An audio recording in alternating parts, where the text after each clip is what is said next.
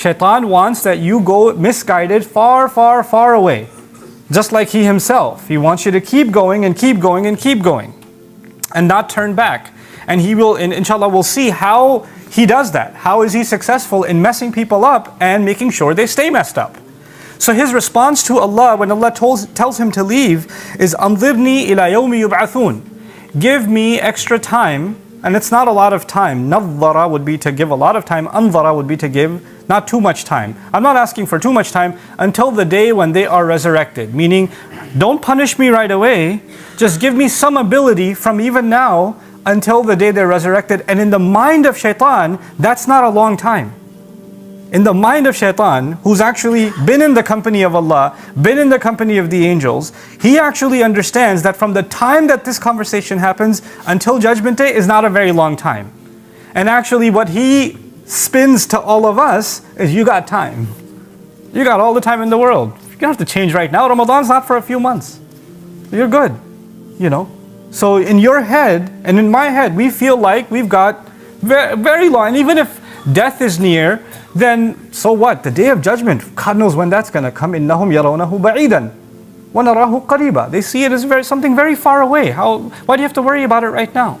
So that's one thing that we get from it. The other thing that's on a side note, it's not really part of what I want to give you in the khutbah, but on a side note, some people ask the question, and even recently I was asked, Shaitan is someone Allah kicked out, someone Allah rejected.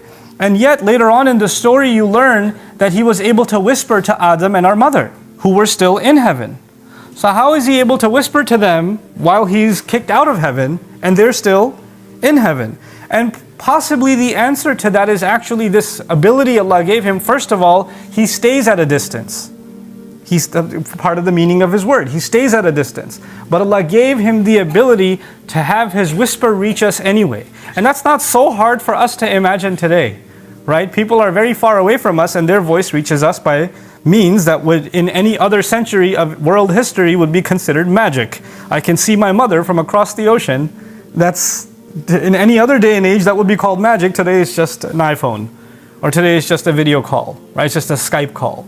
So, but the idea that he can reach from a distance and can whisper is an ability that Allah allowed him to have until the day of resurrection. So, أَنظِرْنِي إِلَى يَوْمِ يُبْعَثُونَ, and Allah immediately responded, قَالَ إِنَّكَ مِنَ الْمُنظَرِينَ. Fine, you are among those who've been given some time.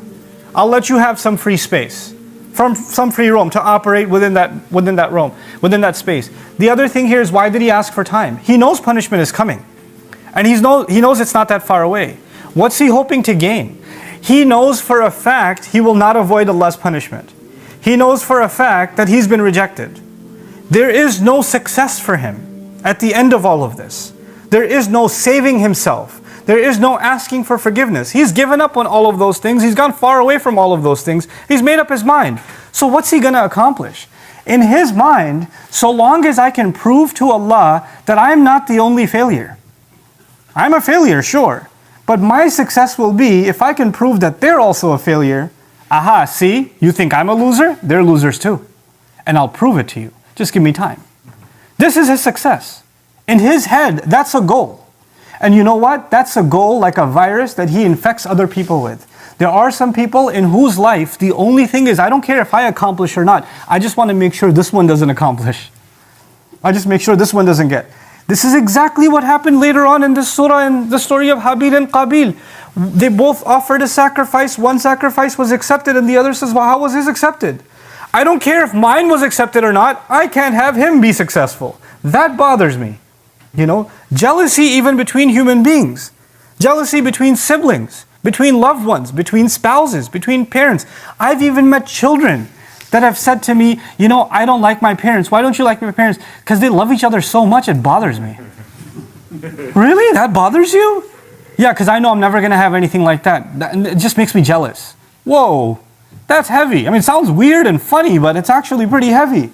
That a person can actually feel that. Shaitan can make you want something. Even if you're not going to have it, I wish they didn't have it.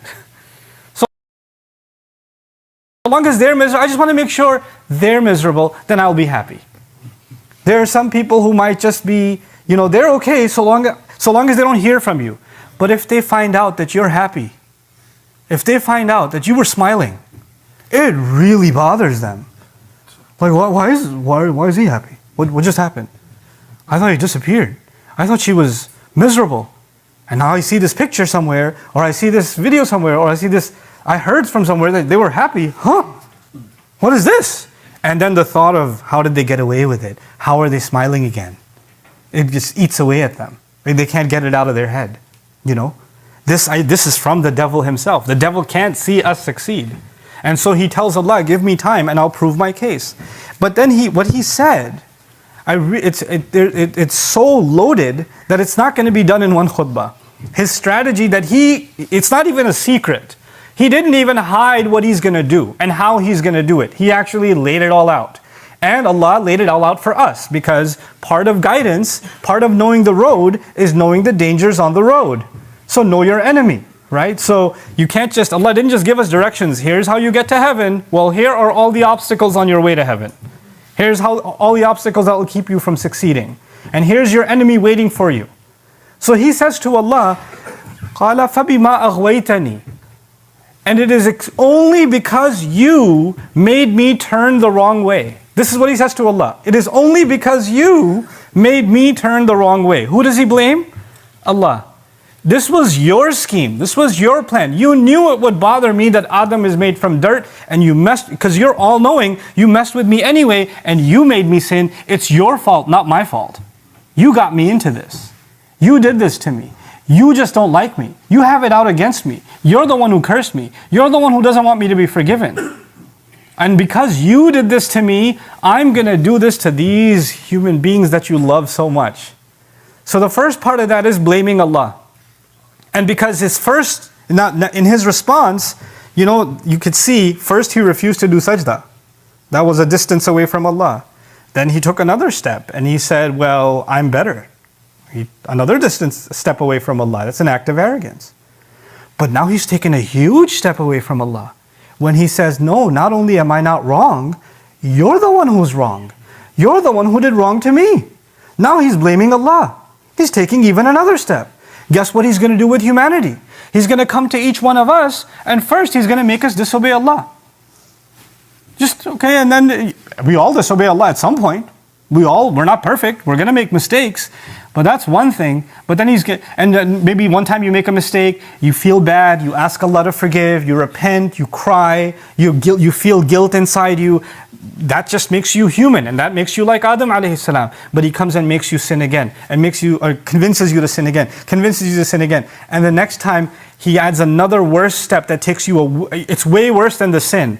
Sin is bad, but something way worse is when you start justifying it.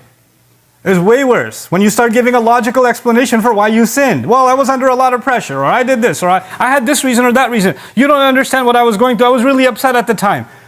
I have my reasons. When you start doing that, you're being like the devil. He's taking another step away. Taba'ada, shatana. Another step away from Allah. But the worst of it all is someone keeps going down a road of sin, and then when you say, why are you going down this road? You say, Allah wants it this way. If Allah wanted, I would have been a better person. I don't even know why He hates me so much. God just doesn't like me. What has He done for me?